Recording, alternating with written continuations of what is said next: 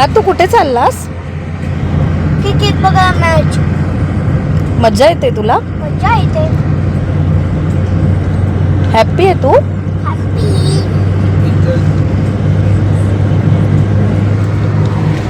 नमस्कार सगळ्यांना, सुचित्राज वर्ल्डमध्ये तुमचं स्वागत आहे.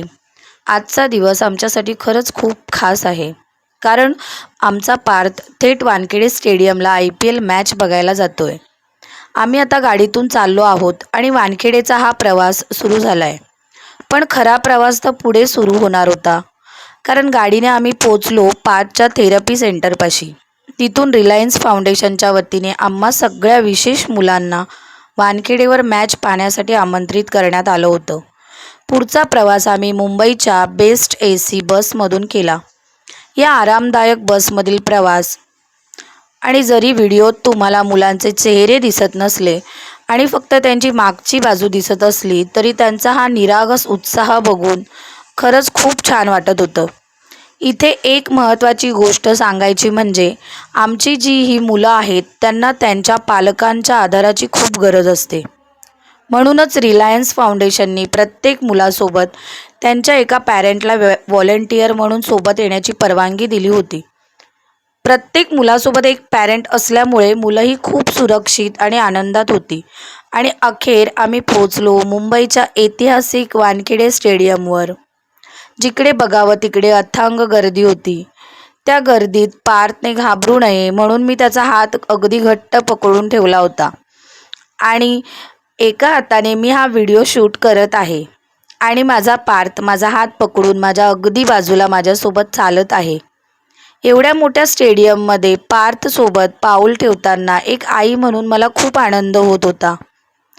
पण तुम्हाला एक सांगू का, या मॅच दरम्यान एक अतिशय थक्क करणारी गोष्ट घडली, जी लोकांना खरी वाटावी म्हणून मी कॅमेऱ्यामध्ये कैद केली आहे. स्टेडियममध्ये एवढी कडक सिक्युरिटी असते की VIP लोकांच्या जवळ जाणंही अशक्य असतं. पण बघा, चक्क नीता अंबानी मॅडम स्वतः आमच्या मागच्या रोमध्ये येऊन बसल्या होत्या. सिक्युरिटीमुळे आम्ही त्यांच्या अगदी जवळ गेलो नाही, पण त्या आमच्या इतक्या जवळ होत्या की त्या चक्क आमच्या या व्हिडिओमध्ये एकदम स्पष्ट दिसत आहेत. माझ्या बाजूला बसलेला पार्थ आणि मागच्या सीटवर नीता अंबानी मॅडम, हा क्षण आमच्यासाठी खरंच अविस्मरणीय राहील. मॅच संपता संपता पार्थ खूप थकल्यामुळे आम्ही परतीचा व्हिडिओ शूट केला नाही. खरं सांगायचं तर पार्थसारख्या मुलांना बॅट बॉल किंवा क्रिकेट एवढंच समजतं.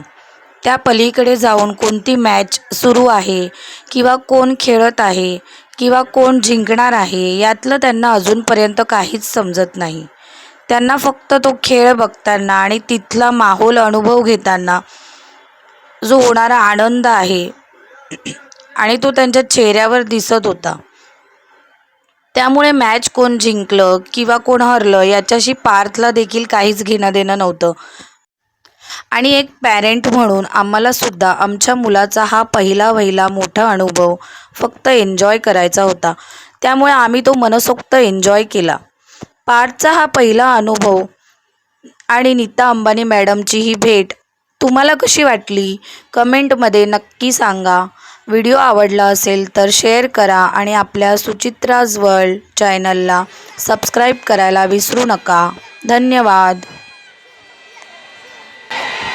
End of 9 overs, it's time for